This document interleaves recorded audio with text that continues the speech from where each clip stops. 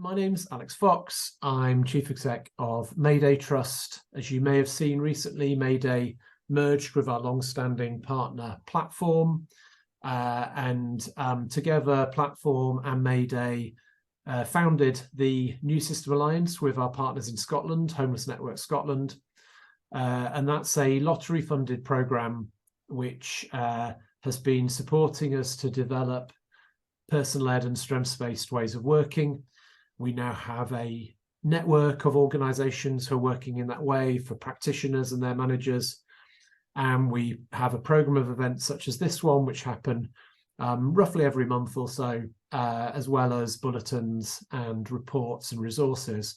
And our latest resource is a directory of organisations which are working in a strengths-based and person-led way.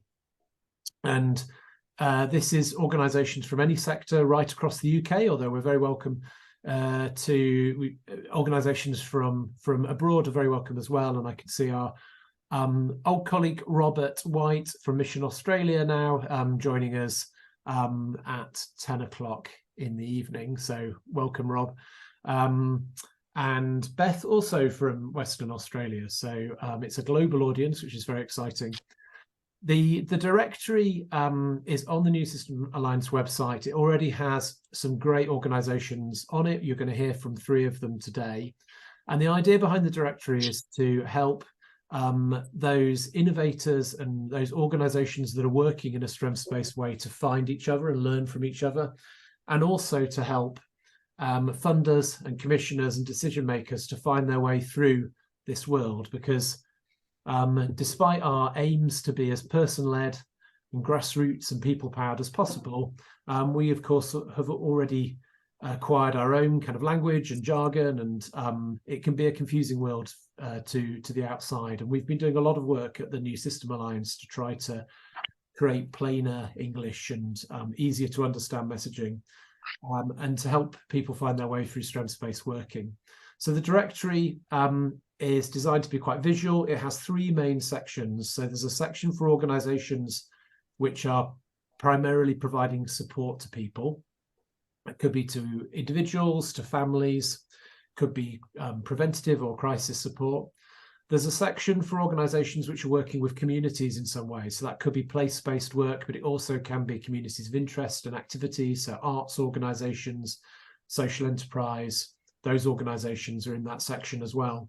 And then there's also a section for organisations which are working at a national or infrastructure level. So that would include organisations that are supporting sectors or are involved in research or evaluation. And each of those sections has some subdivision within it, hopefully making that easier to find your way around. And there is a small guidance resource in there for commissioners as well. And the suggestion that for an area to be taking a really strategic shift towards strengths-based working, areas would want to look at the organisations they have operating in this space and to check that they covered all of those bases. So if you're an area that has lots of organisations providing strengths-based support, but there isn't very much happening at place and community level, or there isn't very much happening at strategic level, then perhaps there's a gap there that needs rebalancing. So it's a new resource. Like everything we do, we'll be revising it and improving it in co-production with you. So feel free to use this as the first opportunity to have a look at it and feedback and tell us what you think in the chat. And we also hope that there will be people here whose organisations haven't yet signed up to it. It's a really easy sign-up process. We are not trying to turn this into a quality assurance tool. So if there is a good fit, then we will welcome you into the resource. Okay, I'm going to introduce our first speaker now, and that's Sarah Cook, who's director of Kirklees Better Outcomes Partnership, which we all know as KBOP, which always just sounds like a really fun name for an organisation. Kirklees Better Outcomes Partnership have been real pioneers in working in a strengths-based way, and they've been doing that in a way which has also achieved really significant outcomes and really demonstrated its worth. It's a fantastic model, and we're really grateful that Sarah's here to join us. And so hopefully we can unspotlight me and move to Sarah. And I think Tabby is going to be doing Sarah's slides. But Sarah, welcome. Before we start, replacing you with a slide screen. Thanks for joining us, and over to you. Hi, thanks, Alex. Thank you very much, everyone, for having me. Yeah, Tabby's going to do my slide because I'm very aware that IT is not a strength of mine, and I publicly shamed myself last time I tried to do it. So, yeah. Oh, sorry, I think someone's just, if you just mind muting yourself, brilliant. Thank you very much. And then just to sort of talk through who we are and where we've come from, really. It was very kind of Alex to say that we're pioneers of this approach. And I think it comes from a fundamental belief from all of us that work in KBOP that that people and their decisions and their choices will always have a far greater power and significance in what happens for them and for their future and for their possibilities than anything any of us can do as professionals. And it's very much that the individuals that we work alongside lead everything that we do. And that was the fundamental belief that created the change that we brought in as KBOP. So KBOP, it's not a Korean pop band. We are Kirklees Better Outcomes Partnership, as Alex said, and we're a social outcomes programme that exists across the beautiful West Yorkshire area of Kirklees. And our ambition is to change the system, but not the person, by working with them to empower, to enable them to overcome historical barriers and to achieve their own aspirations. As I said, we wanted to create a programme that walks alongside individuals and doesn't force them to fit into the systems and structures that have been created around them by different contracts and funding mechanisms. If you won't mind just going to the first slide, Tabby. So when we began working in Kirklees in 2019, it was quite a fragmented approach that was happening with the different homelessness and support services there. And our purpose was to bring together 8 different specialist organisations and develop a partnership so that we could work around the individual and around the communities where everybody was living. So far, we've worked with 5,288 individuals, and by using this strength-based approach, we've actually enabled 70% of them to find and to keep their home. We found that the strength-based way of working means that people engage with us for longer, have a far more intensive relationship, and are able to sustain their outcomes and their aspirations. 20% more individuals have gained long-term independence with this way of working when compared to previous supporting people programmes. And the impact of the work to date has generated £141 million of public savings across both local and national government. If you wouldn't mind going to the next slide, Tabby. So why are we different? What is different about what we do and how we did it? So our approach to partnership is completely centred around empowerment. We fundamentally wanted to move away from system-led approaches and go towards person-led approaches.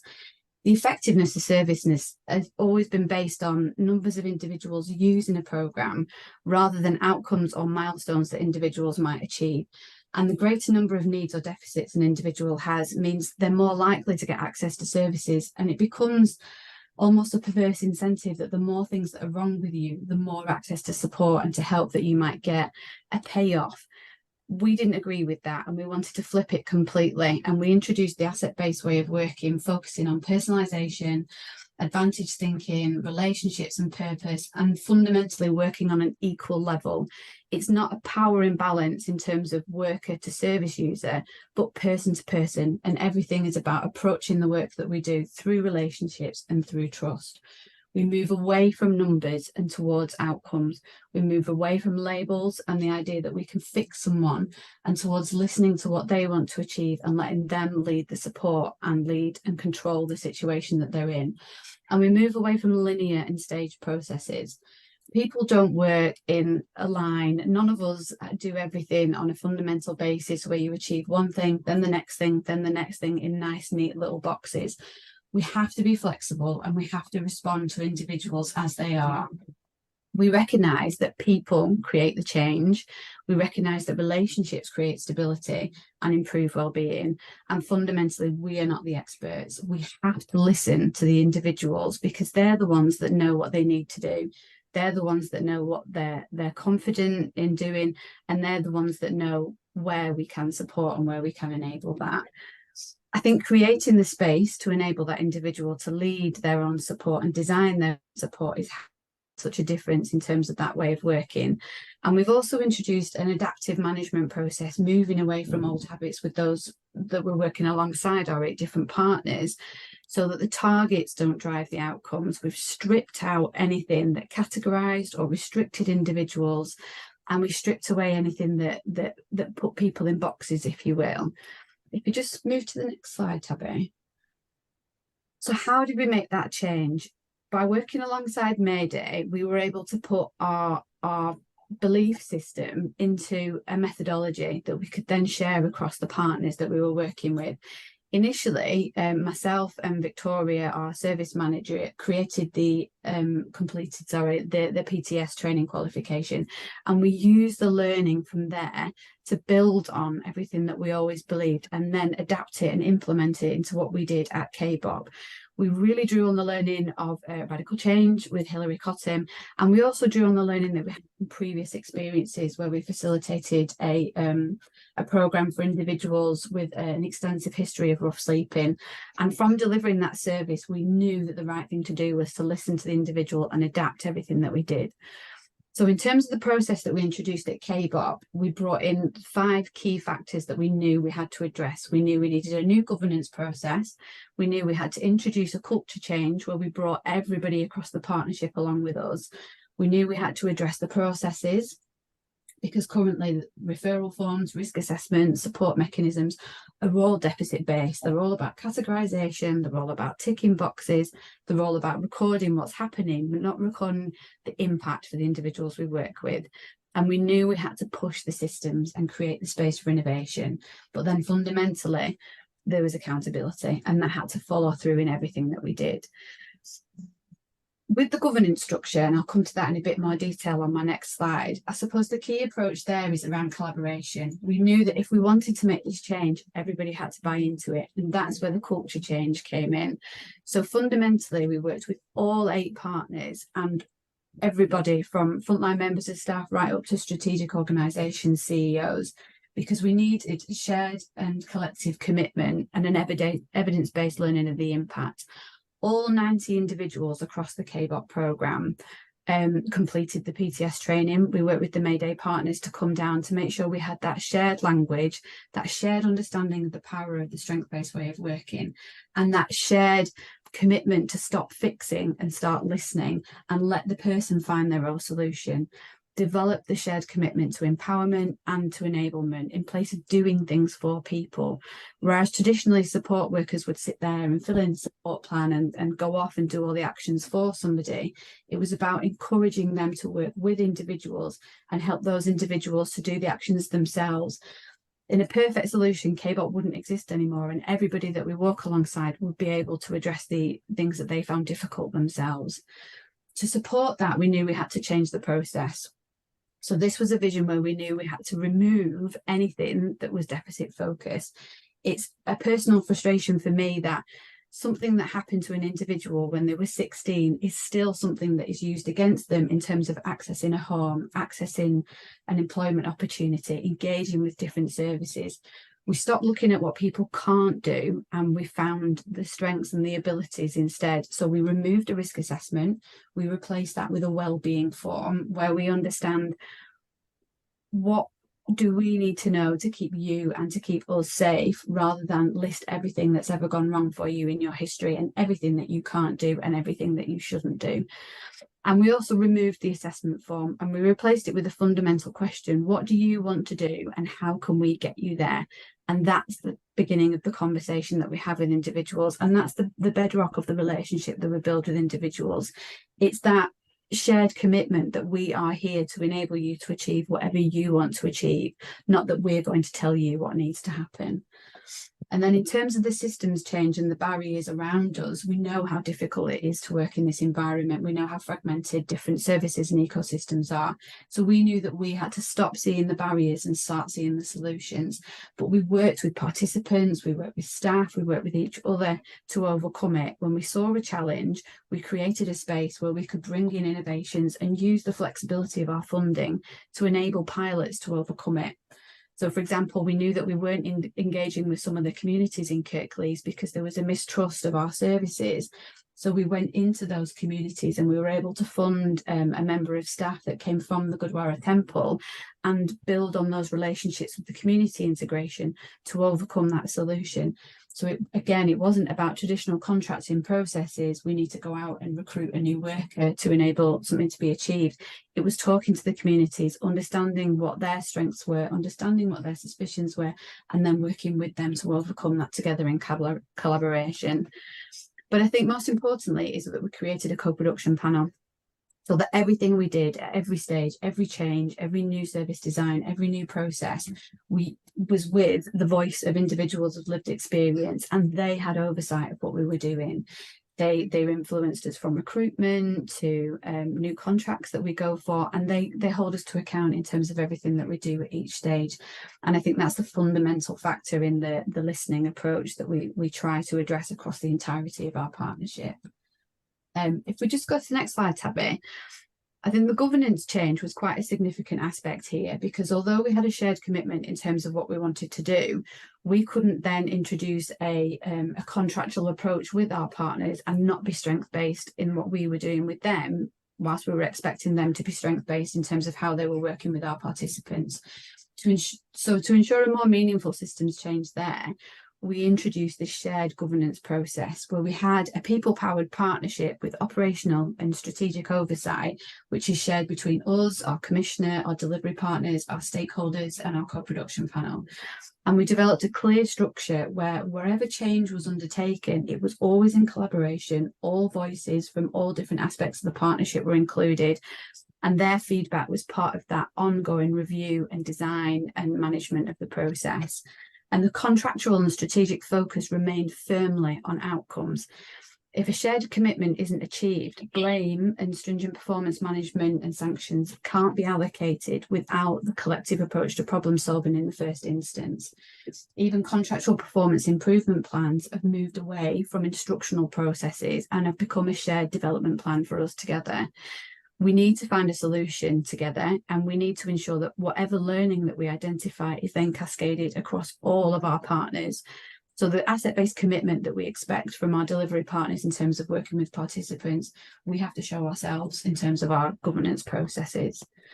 And a further example to the change that we made here, if you just go to the next slide, Tabby, is with regards to creating the voice for individuals with lived experience and for them to lead their support. So one of the enablers here that we brought in was the introduction of a personalisation fund. And the idea with this is that individuals know what they need to create the opportunity for change in terms of their future. So with the personalisation fund, we introduced this flexibility of response that they can identify what we need to purchase, what needs to happen, what needs to make a difference. And it can be really straightforward in terms of a bond for a new property, or in terms of insurance for an employment opportunity, and cups of tea in terms of initial engagement for somebody. But fundamentally, we're using it for really creative initiatives that the individuals themselves identify.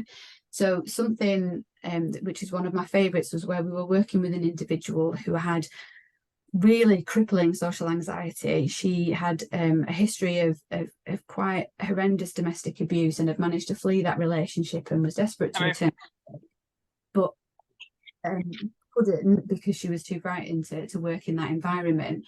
So utilising the personalisation fund and utilising that strength-based approach, we talked to her about what she loved doing, and she loved being with animals and she loved being outside. So we were able to use the personalisation fund to fund insurance, to set her up with her own dog walking business, to buy her boots, to do the marketing, to do the advertising. And she's been able to sustain her own independent business now for 6 months. Whereas previously she might have been pushed down a path and experienced sanctions because she wasn't positively engaging with services. So again, it's about choice, it's about control, and it's about utilising contracts and budgets in that strength-based way. If you just go to the next slide, Tabby, this is a reflection of the power of the choice-based decision-making and the power of the flexibility and the strength-based approach in what you do in delivery. it builds support, it builds trust, and 20% of individuals have achieved more outcomes in terms of their well-being improvement, their accommodation, their access to employment, and it's 70% higher than comparative services where we haven't been able to utilise this approach before. If we just go to the next slide, there's too much on here for me to walk through with you, so I think the understanding is that we can share these slides afterwards, and this is where I wanted to break it down for you in terms of the key learnings and the key innovations that we've done as part of our approach with this. By being strength-based, it enables you to be more flexible, more collaborative, and more accountable to the individuals you're working with. And having that empowerment and that enablement through everything that you do creates the opportunities for different innovations. And as I've mentioned before, the change panel in terms of governance, the co-production panel in terms of accountability, and the innovation that we're able to do there is fundamental to making those changes. And it's not significant in terms of budgetary impact. These are changes that you can make on a local level that have a huge impact across any service that you're delivering. If we just go to the next slide, it's not easy. It is, I think I'd be lying if I said it was really straightforward in terms of what we did and how we did it. You know, nobody likes change. Everybody's always resistant to something new. But I think the most important thing that we did with our partners, and hopefully colleagues at KBOP will agree with this, was bringing everybody along with us. It's gaining the buy-in of everybody that we're working with. It's gaining that shared vision and that shared ambition. It's the fundamental belief that people are more important than processes. People are more important than contracts. If you listen to somebody and you understand what they want to achieve and then enable them to do that, you will achieve your KPIs, you will achieve your contractual obligations. It should never be that numbers and processes lead what happens for individuals. Let the person lead what they need to do themselves, and you will achieve the different variables behind it. But that is a balance, and that is something that our delivery partners found a bit unsettling, because where they felt they were working towards specific outcomes and specific measurables, they felt a bit of a push-pull between this commitment and this way of working. So we spent a lot of time supporting individuals and working with them to really drive that belief that if you listen to somebody and you enable them to achieve what they want to, you will fulfill your required obligations. But I think one of the biggest challenges that we faced was the surrounding ecosystem. So we were really committed to working in this way. So we removed the risk assessment. You know, we really focused on what somebody wanted to do and where they could do it. But then when we went and had conversations with probation colleagues, when we went and had conversations with housing colleagues, I remember some parties almost laughed in our face in the first instance, where they were saying, well, where's the risk assessment? And we said, well, there isn't a risk assessment, but this is what this individual wants to do. And this is the area they want to move to. And this is why we believe that they can sustain this property. And the challenge between that traditional way of working from external partners and our approach in terms of changing this way was a real block. And that was something that we really had to support our frontline delivery staff with, to keep reassuring them that this was a commitment, this was the right way to work as far as we believed, and that it would make a difference. And we went out and engaged with external services and we used case examples, and we talked through the different processes, the live examples. And I think it's that shared communication, that reflection, that accountability eventually gained us the respect and the buy-in from the rest of our partners across Kirklees. And now a number of different organisations have embraced the asset-based way of working, and some partners have taken it on strategically top to bottom. Horton, one of our providers within the KBOP partnership, their organisation has now taken on the asset-based way of working in their entirety, and they've rewritten their values and they've rewritten their way of working, and they've completely changed their organisational structure. So I think the possibility for change is there, but don't be put off if you come up against people that challenge that, and if you come up against people that question it. Respond with the collaboration and sustain that strength-based way of working in your communication when you talk to them. If we just go to the next slide. Does it work? Yes, it does. Like, fundamentally, we have achieved outcomes far exceeding our pre-project aspirations. You know, almost 40,000 outcomes have been achieved across the duration of our delivery, and the fundamental impact has been around enabling people to access and sustain employment and training opportunities, access and sustain homes, avoiding evictions, finding their own solutions and finding their ways to overcome hoarding issues, challenges in terms of sort of behavioural issues that may have previously put their tenancies at risk, and significant improvement in well-being. They identify what they need and we enable them to access in their own community, so that when we aren't there anymore, they are integrated in their own society, and their surrounding relationships enable people to sustain that independence on a long-term basis. You just go to the next slide, Tabby. And then does it work? Yeah, fundamentally. So Jake's story. Jake is one of our shining stars within KBOP. So he had experienced a really problematic and challenging background. He was in custody when we started working with him. He was really despondent. He'd been in there as a result of an offence caused through his alcohol issues, and he'd lost custody of his sons. If we'd have followed the traditional approach in terms of what we should be doing for his support work, he would have come out of prison and he would have gone into either approved premises or temporary accommodation. But his fundamental drive when we first started working with him was about getting his children back custody and getting back to work. Work was his driving factor. If he'd have gone into temporary accommodation as per the linear and traditional approach, he wouldn't have been able to work. So we were able to use the personalisation fund just to secure a private rented tenancy for him, and to set up his insurances and access some tools whilst he was still in accommodation. So he was able to commence his employment applications pre-release. He moved straight into a job a week after release, because he was able to, as a result of living in the private rented accommodation and not having the restrictions of housing benefit preventing him from doing that. And it meant we could look at a 2-bedroom accommodation to enable access to his sons on a weekend. Because we were able to set up his insurance and his regulations and get his kit for him, he was bringing in a real wage from the first week of post-release, and he was able to sustain independence straight away without having to go through a staged ladder approach to support. He's still in employment now. He gets his sons every other weekend. He's saving up so that he can take them to McDonald's and do fun trips. He's engaging with alcohol services, and he's sustaining his employment opportunities. And it just shows how listening to the individual means that you can get the outcome that they need at that time. Just go to the next slide, Toby. I think it's the last one. So working in this way is the right way to work. Obviously, I'm going to say that because that's the way that we do at KBOP, but the re-referral rate is down. The engagement rate is up. On average, we work with somebody for 14 months, double previous services, and people trust and believe in us and what we do. So we do fundamentally believe that change is possible, and it has got a very positive impact in terms of all the individuals that we're working with.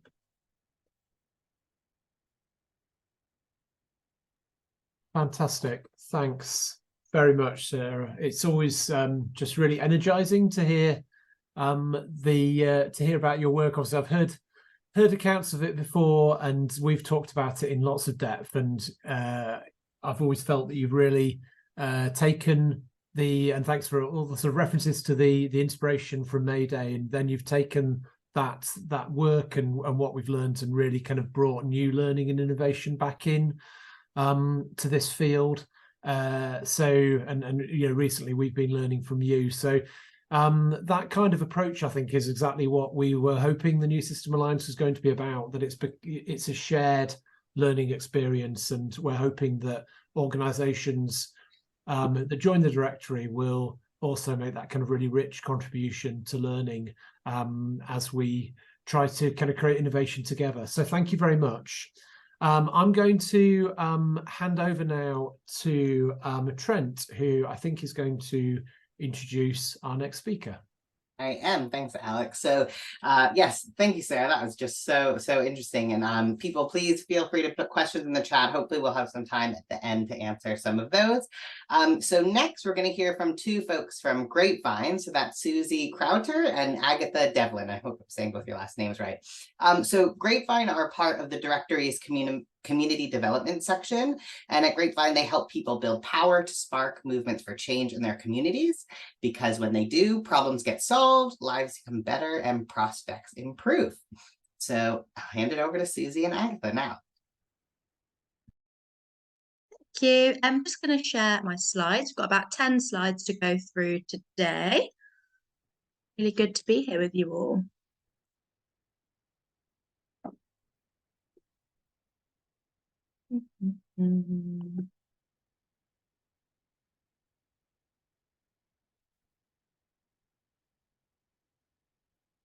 There we go. So yes, me and Agatha are from Grapevine. We're based in Coventry in Warwickshire, and our work is really broad. We work across all different areas, but our work primarily is to strengthen, develop, and connect people to their communities. We'll try and give you a bit of a snapshot today of what we do, and tell you a few stories about some people we work with.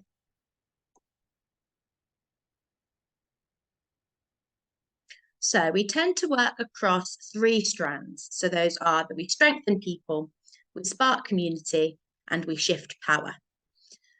So within strengthening people, we help people to really uncover their potential. We do this through listening to them, trusting in their strengths and skills, and believing in their value. We help people to really open up their prospects and then hold public services to account when they aren't meeting eligible needs. Then we also spark community. So we strengthen communities, bridge divides, and ignite action. And we do this using community organising methods. We involve businesses and public sectors so that movements and their ecosystems can become stronger. And for us, it's really important that we have a real range and diversity in the communities and people we work with. And as well as building community-led initiatives, we also build constituencies for change. Then our final strand is all about shifting power. So we shift power so local people are able to influence the systems they live in. We do this so that communities can work more confidently together and co-design and co-produce with those who currently hold power. So those are sort of the 3 strands, but as you can see, there's a lot of integration between them. And some of the stories we'll share will show how the 3 strands actually work together. And obviously working on this sort of strength-based approach, I thought I'd share this quote from our CEO, Claire Whiteman, that needs-based provision keeps people needy, while dream-based provision helps them create, grow, and give to others. So we don't just work with people where they present with a need and we just address that need. We think about people's dreams and aspirations and how we can work with them to, address some of the problems they're presenting with, but actually help people to dream bigger.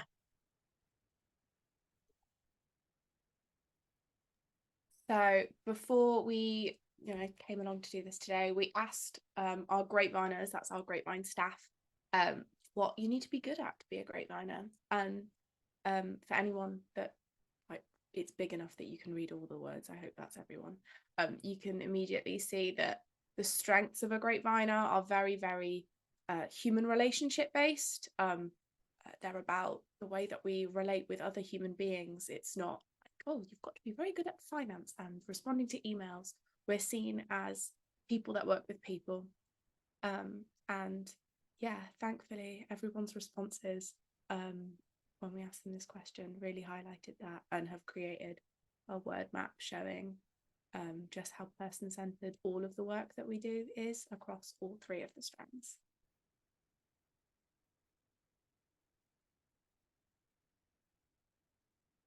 Put myself on mute. In the next slide, I want to pick out around this collaborating area. So I'll share a bit of a story about James. So unfortunately, he couldn't be here today, but he sort of helped me to develop this, think about his journey through Grapevine and how all of our different projects collaborate and work together to support people. So James moved to Coventry in 2020. He's originally from Weymouth, but he got married and then moved up to Coventry to live with his wife. So he didn't know anybody else in Coventry really and wanted to think about making his own friendships and building his own networks that weren't just through his wife and their relationship. So when he joined Grapevine, that was sort of what he came and said. He just said, I want some more friends. I want some more opportunities within Coventry. So he joined our Help and Connect programme. And that's a programme that works with people who have a learning disability or are autistic, but often don't get that social care support. So they might be falling through some of the cracks. And it supports people to think about improving their health, their safety, their connections to employment, and building friendships and relationships. But it works really flexibly. So Kitty, who worked with James, thought about what he really needed to build a life in Coventry. So there was different ways of approaching that. So he talked about wanting to become an actor. So he was connected to a drama group and supported to build friendships and relationships through that drama group, while also working towards his aspirations of wanting to become an actor and perform in Casualty, his favourite TV show. He also got jobs in 2 different cafes and was supported to find volunteering work in a charity shop. So through all of those, he was able to achieve those things he came in with initially, right, of wanting to make friends and build some of those networks and relationships in Coventry. As he went through, he then grew in confidence. You know, Coventry really started to feel like home. He could go and walk through the city centre on the way to volunteering and bump into friends and people he knew. So for him then, he felt more settled. He no longer felt he needed more of those friendships and relationships, but he started to think about what else he might want to do. And for him, that was being more of an activist and wanting to use his voice and his experience to make change for others with a learning disability. So coming up here, he then joined our Experts by Experience project. So if people don't know, an expert by experience is somebody who uses their lived experience, in our case of autism or a learning disability, to really make change and try and influence local services and try and make a change.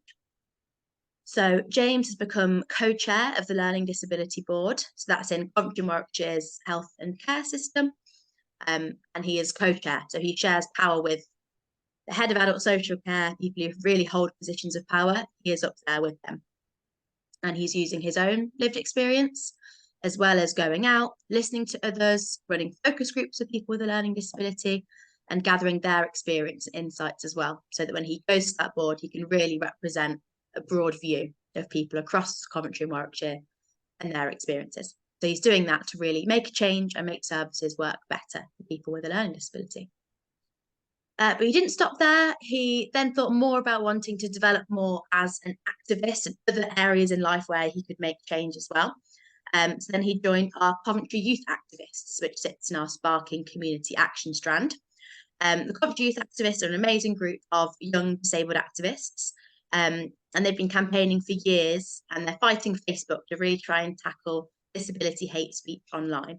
They've done some amazing things. They held an action outside Facebook HQ where they were inviting Nick Clegg to come out and share a biscuit and a tea with them to really talk about their demands for tackling hate speech on Facebook.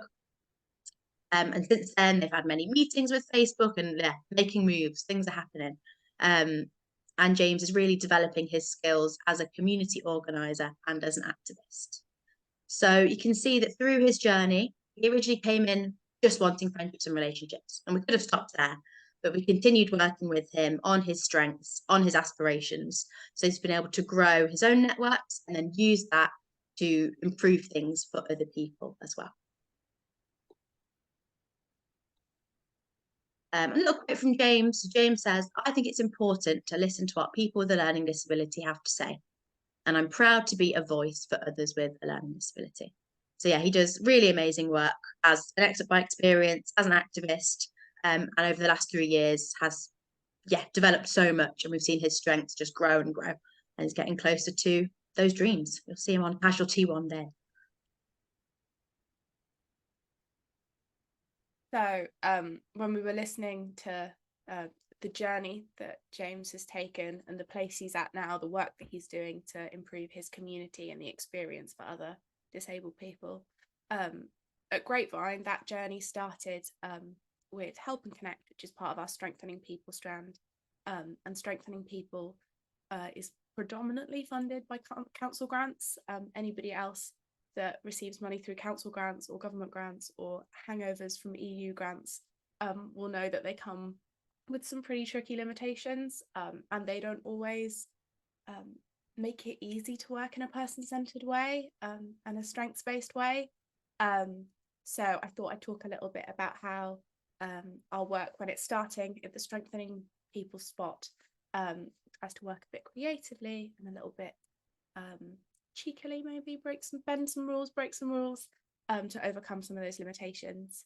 So the limitations that we see most often and fight most often are time. We normally have about 6 months as a time limit with the people we work with, and changing somebody's life in 6 months is no mean feat. We also find that we don't always have lots of funding to have multiple people working in a collaborative way to support somebody, just because we don't have the resource to offer lots of hours. So we have to be a bit clever with the way that we share our knowledge as a team with one another as well. And then finally, and probably the biggest and most frustrating one, is that like discrete measure of success. It will be like numbers or objectively, how do we know that this person has been helped? But human experience is very rarely like that. It's not some one-track road. With James's story, we could have said that he'd had everything he needed once he got that drama group connection and a friend at the drama group. And we go, tick, there's something that's changed in his life. Great, moving on. But lots of people have multiple dreams or huge dreams that maybe start with some stumbles and some falling back on yourself a little bit. And they can't always be represented really well when it comes to ticking a box or showing a chart when you go to your council funders. So I'm going to specifically talk about somebody that we'll call Richard for the purposes of this session today, and how we bent some of those rules and worked a bit creatively with Richard to overcome the limitations. I can have the next slide, Susie. Thank you.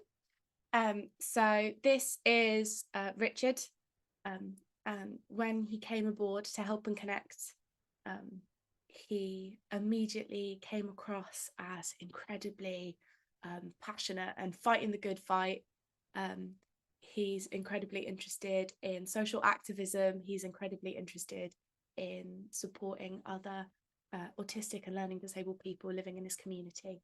If we look at their joys, you can see that they have the little 3 friends at the bottom, and that represents that sort of friendship isn't always enough for Richard.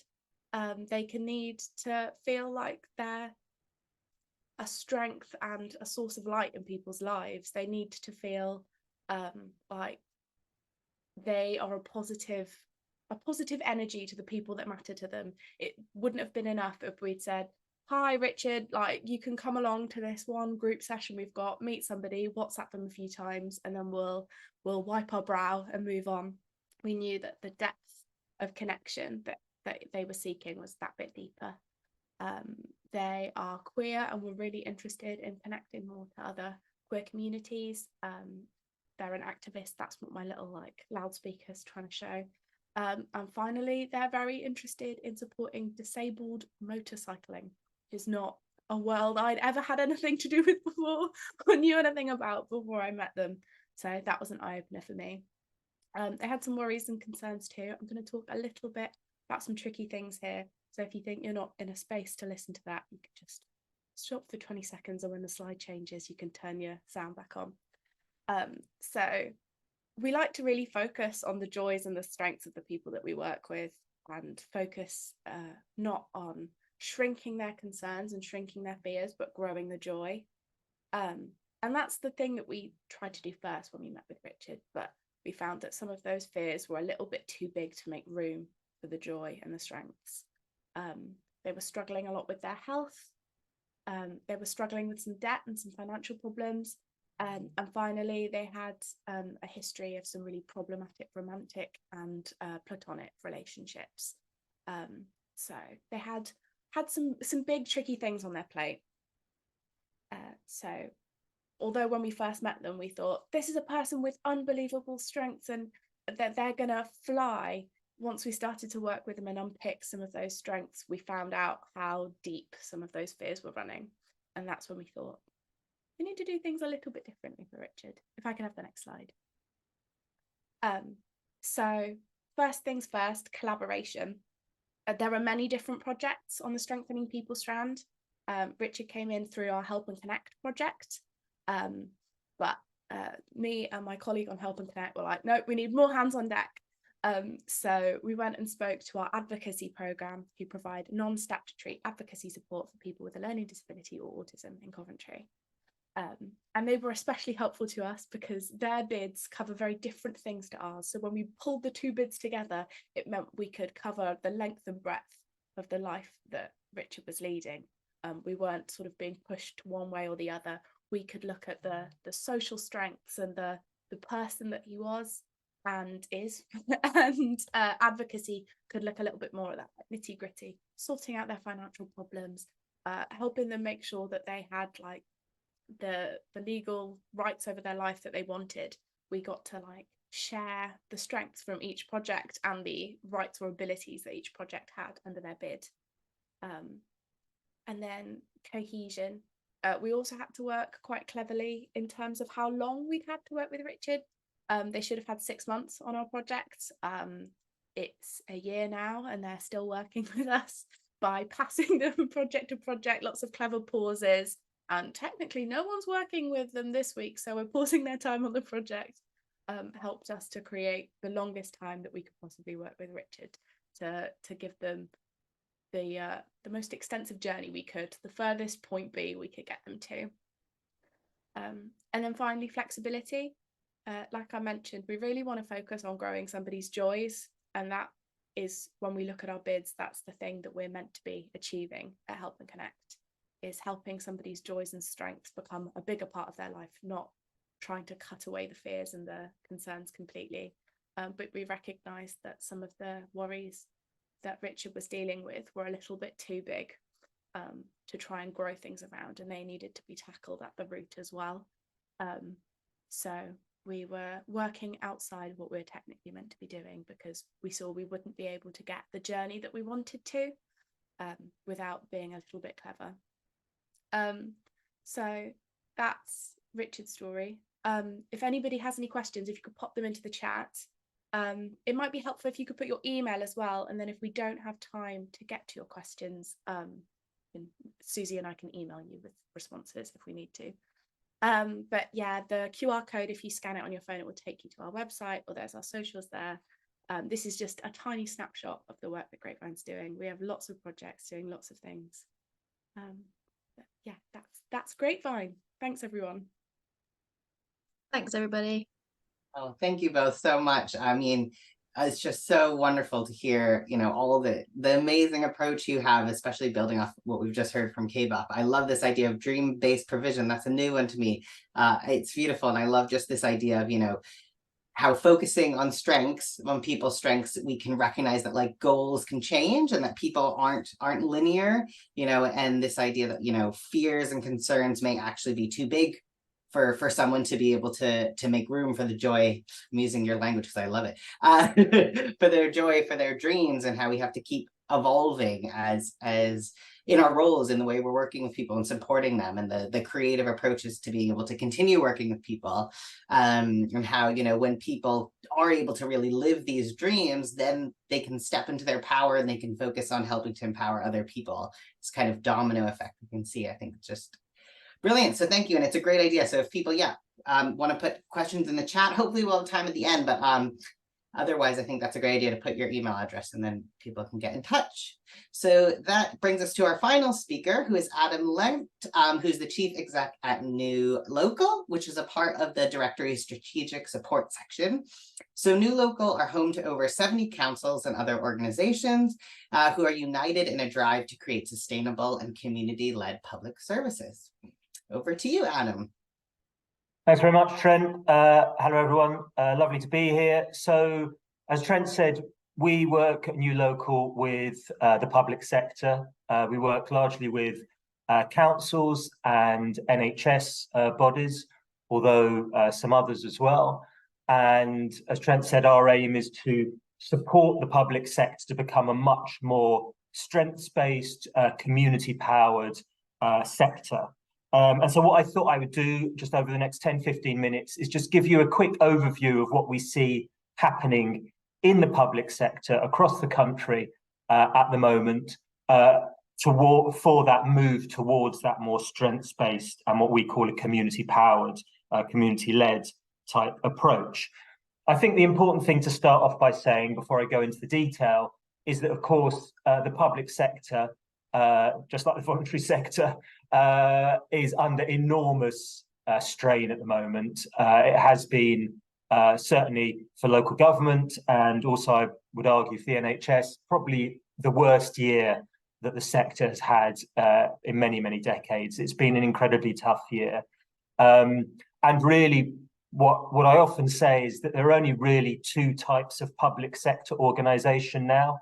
There are those that are cutting large amounts of money out of their budgets, and there are those that are cutting large amounts of money out of their budgets, but are also thinking very actively about how they fundamentally change the way they work, based upon the recognition that you can't just keep chopping and chopping and chopping your budgets and expect to be able to provide anything like a decent service to the people you're supposed to be supporting out there.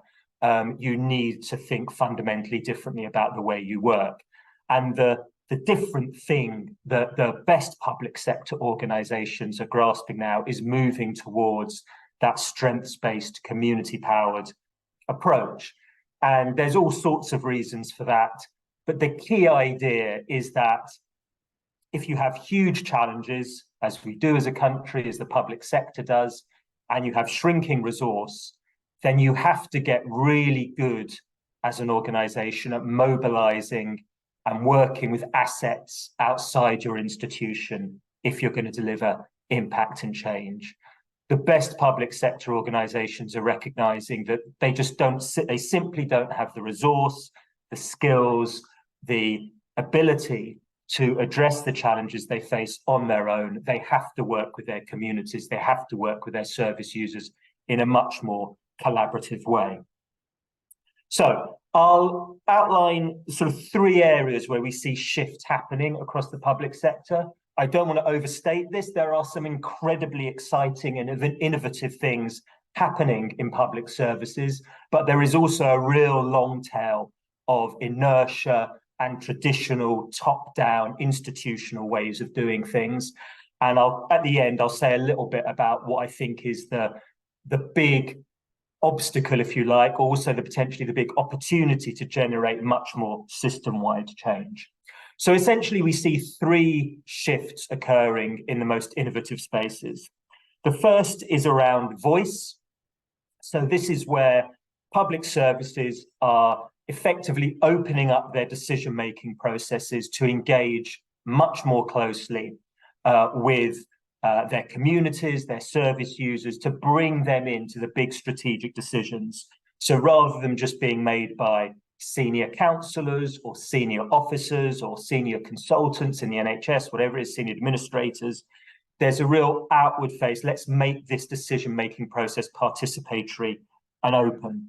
And you can look at a council, district council down in Hampshire called Test Valley, which has really put that idea of participatory, open decision-making at the heart of everything it does. So its whole plan for itself as a council, its plan for the local area is based upon really deep engagement with their communities.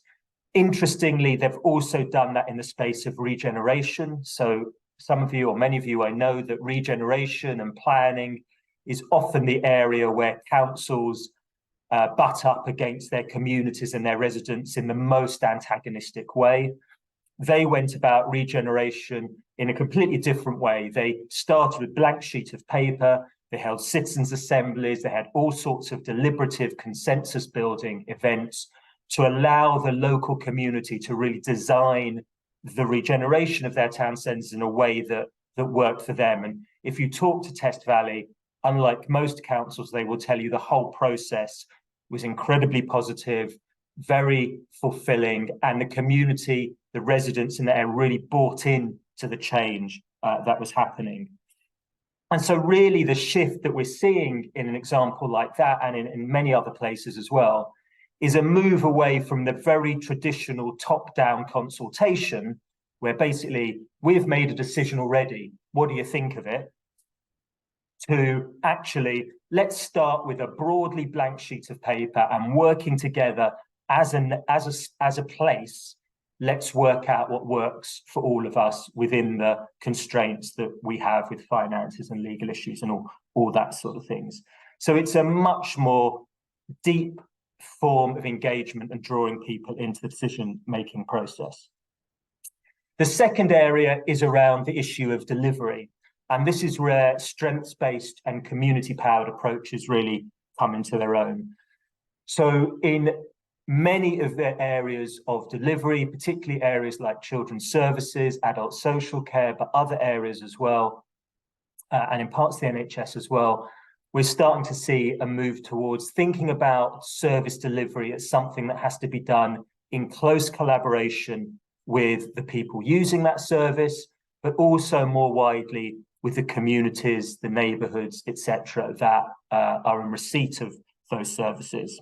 So I'll give you two practical examples, and both of these play very well into the whole strengths-based and community-powered type approach. The first is from Essex.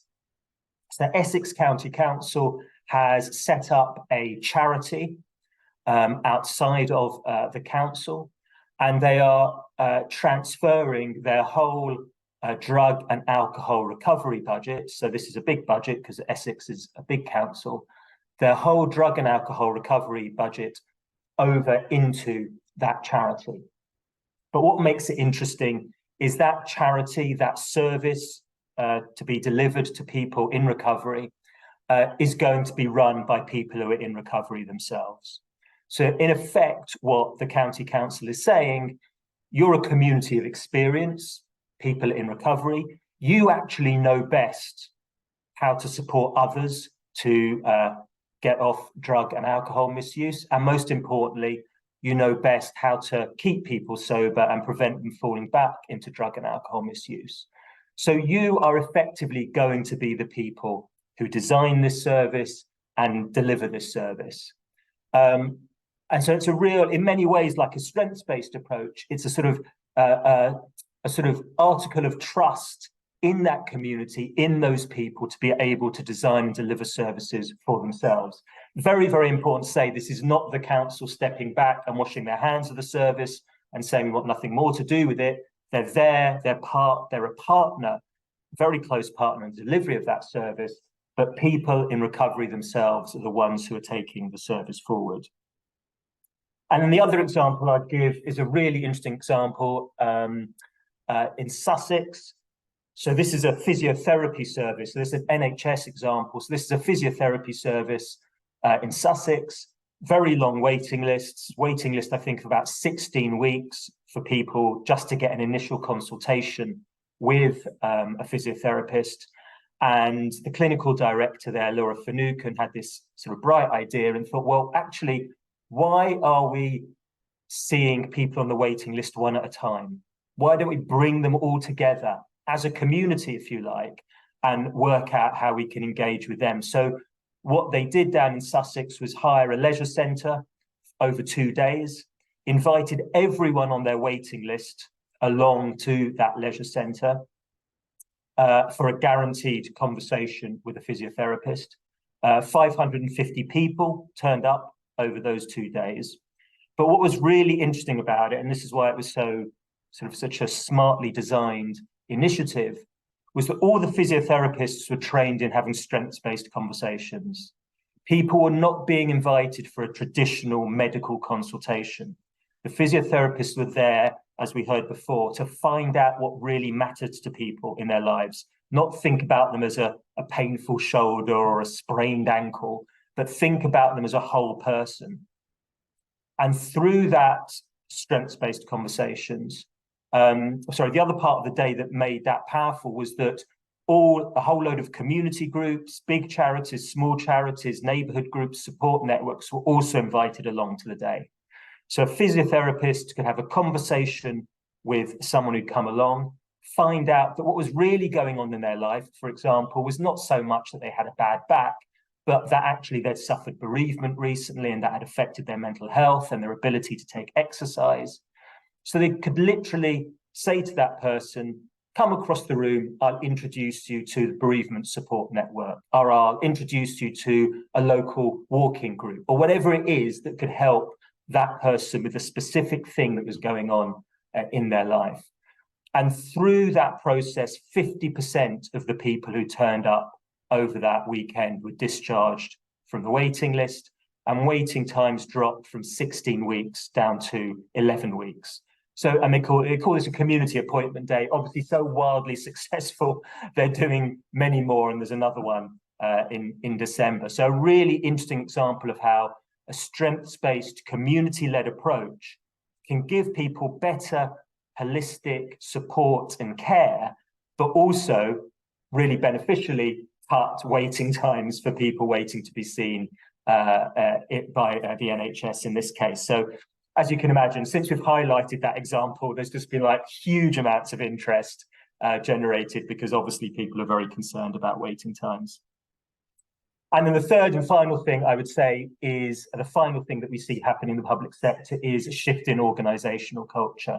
So a move away from that very top-down, internally focused institutional mindset to an organizational culture that is about looking outwards, identifying who you can work with outside the organization. The shorthand that I use for that is basically believing as a public servant, as a public sector body, that the solutions to your biggest challenges are to be found out there in the community, not inside the institution. So if you've got a big problem, don't just get together a bunch of senior managers to put on their thinking caps and think really, really hard about how they solve this problem. Get out into the community, talk to service users, talk to people in neighborhoods, talk to voluntary sector organizations, find ways that you can work together and mobilize the assets and energy that is out there to generate change. That is a massive shift for most of the public sector. The public sector has been totally infused with this idea that they know best. Even if, you know, they don't say it as openly as that, in their hearts, in the way they think, unconsciously, they think they know best, they have the answers. So making that culture shift is a long, almost unending journey, but we do see it beginning to happen in parts of local government and the NHS. But in many ways, it's the hardest thing to do. I'll just final thing I'll say just about how we create. I've got loads of other examples, but I don't want to go on too long because I know people have questions. As I said, there is lots of inertia in the public sector, and there is a lot of unconscious and conscious resistance to moving towards strengths-based, community-powered type approaches. Even when the rhetoric is about strengths-based and community power, there can still be unconscious resistance and conscious resistance to that change. At New Local, we are doing everything we can to promote and work with the public sector to make the shift. Unfortunately, you won't get real systemic shift until you get basically the most senior people in the system buying into this model. And that means ministers in Westminster and in Edinburgh and in Cardiff, although in Edinburgh and Cardiff, they're actually much more open to this than they are in Westminster. It also means the most senior people running NHS England, etc., really buying into this.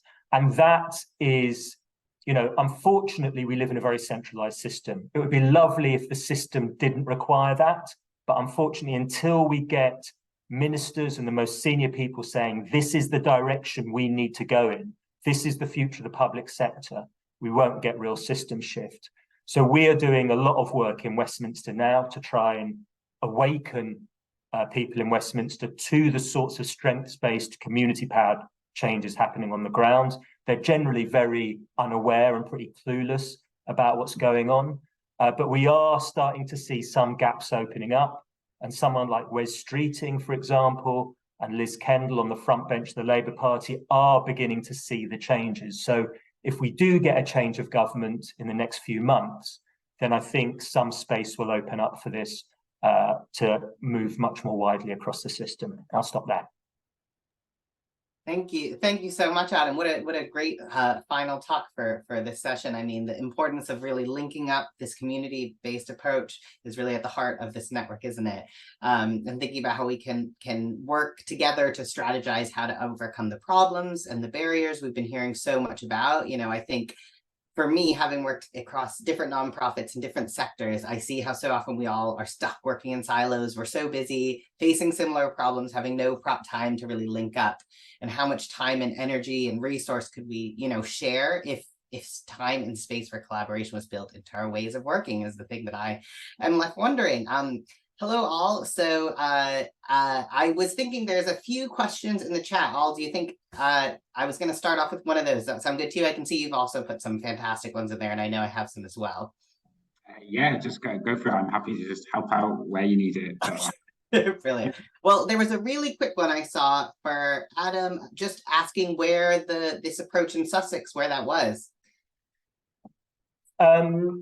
Well, it's East Sussex, I think. MSK, musculoskeletal. So Yes. so it's across across that part of Sussex.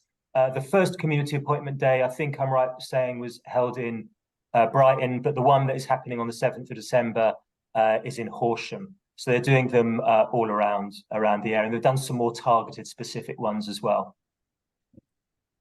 I mean, it sounds incredible.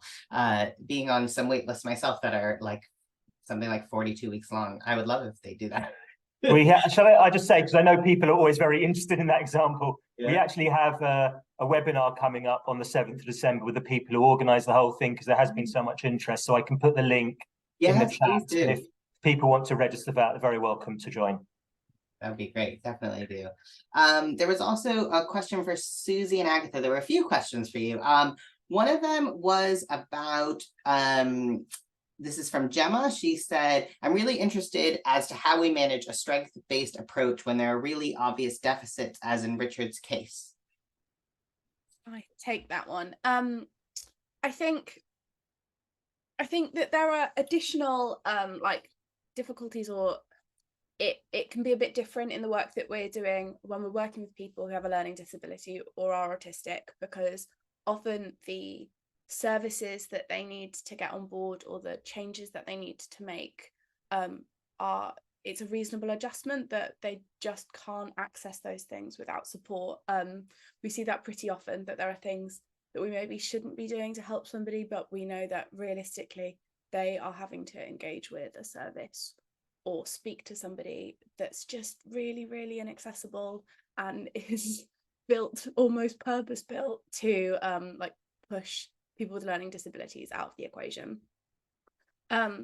I think that we see a lot at Grapevine that often it's not that you stop utilizing a strengths-based approach, it's that you just have to maybe hold a bit of additional time to like support the other areas of their life. Like if we look at Richard, we didn't stop thinking about the things that they were amazing at and the things that they wanted to do and their dreams and their aspirations. We just held a little bit of bonus time for while we're working on helping you to connect to other disabled motorcyclists in your area. We're going to also show you how to speak to this debt relief team. And so it was about, you know, like just, yeah, holding a bit of extra time. The difficulty is that lots of funding and programs don't want you to hold that bit of extra time because time is money. Hence us playing mind games with our funders quite often. But yeah, I think it is a little bit more tricky when you're working with people who have additional needs, because sometimes it's not about that not being a strength. It's about the system that they're needing to work within being completely inaccessible. And yeah, just knowing that they've not got a chance without somebody non-disabled coming in and going, this is how you'd access this if you didn't have a disability, but you do, so you can't. But yeah, for non-disabled people, I imagine that it's a similar approach of holding time for the little things that they need a bit of extra help with. I hope that answers your question, Gemma.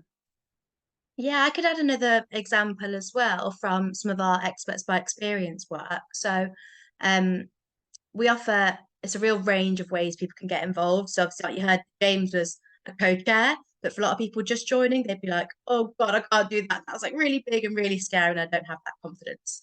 So we offer some more sort of entry level opportunities for people to like effort in the door, for example, joining a focus group.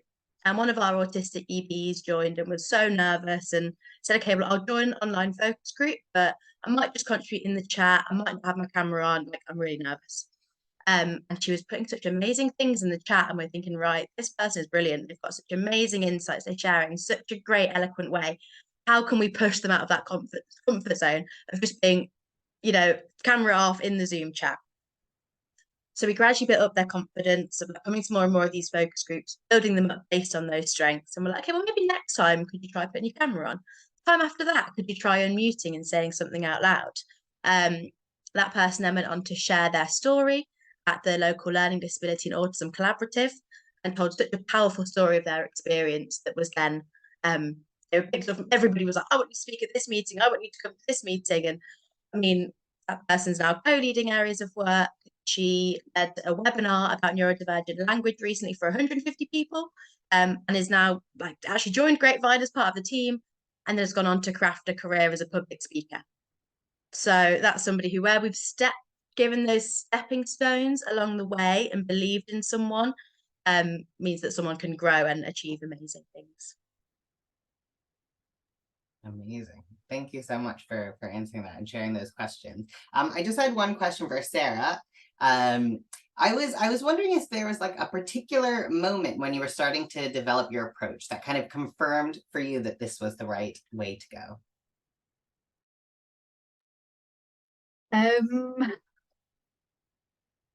I think when we first started seeing the difference with the individuals we're working with, and we started seeing the confidence building and the different things happening, particularly in terms of accessing employment opportunities. So when I mentioned Becky's story in terms of the dog walking business, no one had believed in her before, and she'd been told that she couldn't work, and she'd been told that she wasn't engaging, and she'd been told that she was risking sanction, and she wanted to do something, but she couldn't fit within the system that was created for her. So when it was a member of staff that came to us and said, I've got an idea, so all of a sudden it was like, oh my God, right, the staff are starting to see the difference, the participants are starting to see the difference, the wider impact that we can then record as evidence in terms of this way is working, and then share that back to the job centre and share that back to her landlord, and then her telling her family. It was almost like a ripple effect, that by just listening to her and looking at something outside the norm, we could see the change happening. And then the more the staff saw that, the more things we saw happening, and it was this really lovely sort of rainbow effect in terms of the more individuals were able to do different things, the more the staff bought into it, the more the services bought into it, the more that people didn't think that we were being a bit out there in terms of what we wanted to do and how we wanted to do it. So I think there was multiple moments, but that was a lovely one when we started to see the impact and we started to hear the stories in terms of this different way of working, and then how that generated more and more and more change in terms of what was happening. Oh, thank you. I mean, the thing that comes clear from your answer and what Susie and Agatha were saying is just the importance of stories, isn't it? It's remembering that they are individual people, not just looking at numbers, and how we can share those stories in a way that really centers the individual and their voice and what they're comfortable with and all of that. I know you put in some great questions in the chat. So do you want to throw out one of those? Yes, thanks, Trent. So yeah, really, really interesting presentations from everyone, and I think really demonstrated to me the potential of working like this. It's something Platform's been trying to do, again, inspired by Mayday Trust and the PTS approach. It's really nice. I'm sorry, I'm going to do that whole, this is not really a question, this is more of a comment. I will get to the question, I promise. But what's been really amazing to see today is the ripples that have been put out by Mayday Trust, and kind of then Mayday Trust learning from them as they come back as well, which is really powerful. Yeah, I think for me the question is, there's the system change stuff. There's working with systems and organisations and trying to work in a more place-based, community-led, person strength-based way. But I suppose my question in the chat was focused on how do we work with people? Increasingly, particularly in the mental health system in Platform, we are articulating the idea that actually mental health is much more able to be supported, healed, recovered from by working with people in a relational, community, strengths-based way than it is through maybe the traditional psychiatric medical-led model. It's slightly difficult to always take that on, so some people who've seen me say this before will know what I mean. But increasingly we're seeing that people are having to go through, it's almost like they've been programmed into thinking they need to go through their ladder model, or they need to go through early intervention until they've proved themselves, and then they'll get the real hidden medical fix solution that we keep for the really, people who manage to just hold on. So for us, we try and do a lot of work with people to understand that the system is different, but it doesn't really work because people have got certain expectations about what they want out of the system. So sorry, that's a really long question. I will stop now just to ask what kind of everyone's thoughts were on how do you do that? How do you get people to think differently and to expect different things, and to really put the pressure on the system so that the system meets their needs when they need it in the way they want it, rather than everyone waiting for some mythical fix that just doesn't really exist.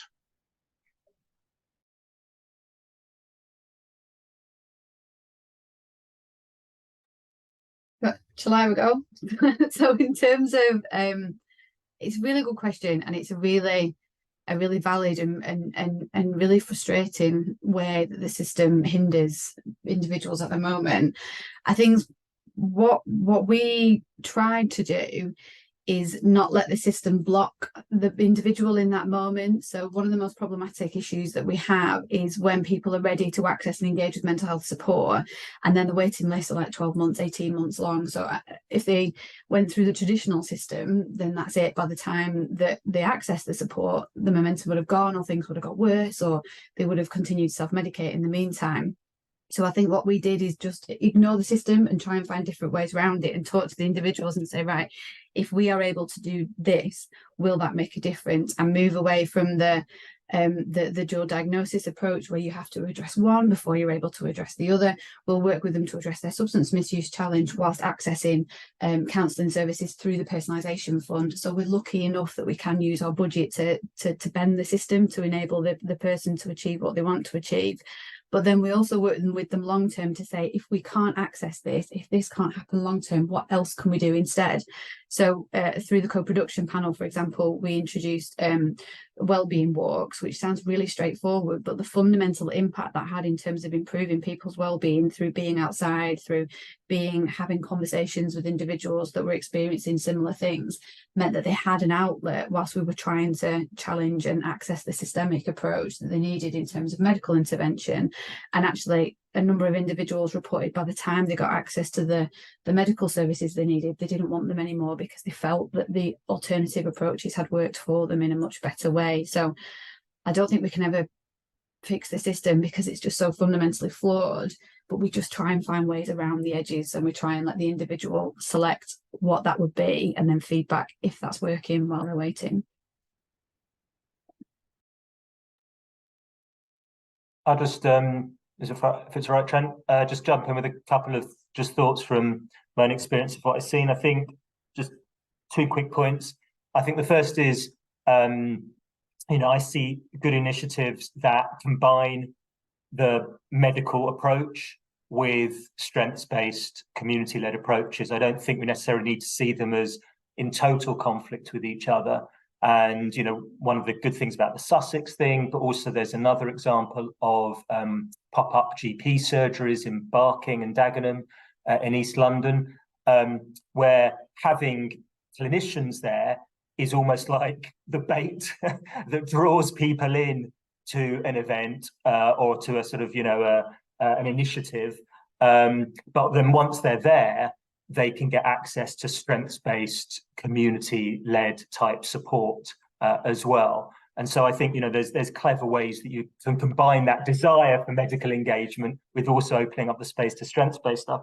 The other thing I would say is that, and it sort of picks up a bit on the point that Sarah was making, I think, one really important aspect of taking a strengths-based, community-led approach is to de-individualize the care and support as much, not entirely, because people do need individual support and care, but the more that can be set within a community, a place-based context, the more people are likely to just be part of solutions, strengths-based, community-led solutions that ultimately help them.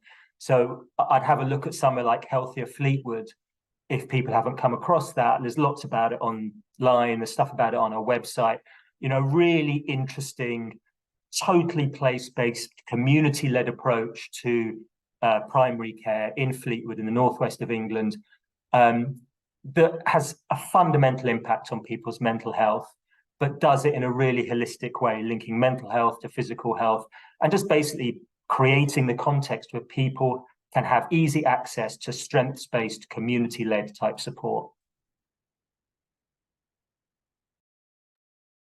Thank you. I think maybe we have time for one quick question. So there were a few more in the chat, so I'll throw out one quick one. One from Vicky was that few non-statutory advocacy services are now funded by councils. And how have you been able to keep these going in Coventry, please? This was for Susie and Agatha, but I don't know if anyone else wants to answer. We probably have about 2 minutes for this. Yeah, so we did used to have a council funded advocacy service, but as you pointed out, funding sort of dried up there, so that ended. So I think we've had to be quite creative in going to non-council funded services as well. So that bid was from, I think, the Henry Smith charity. So we ended up getting it, just through a non-council fund, which meant we could be a little bit more flexible in our approach as well. Thank you. Well, very short answers. Definitely save that 2 minutes.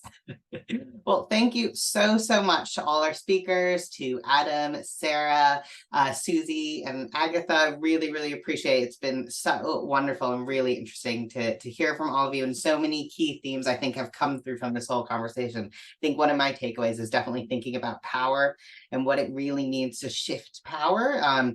To create, space for people to step into their own power and be empowered to kind of identify and realize that their dreams, right?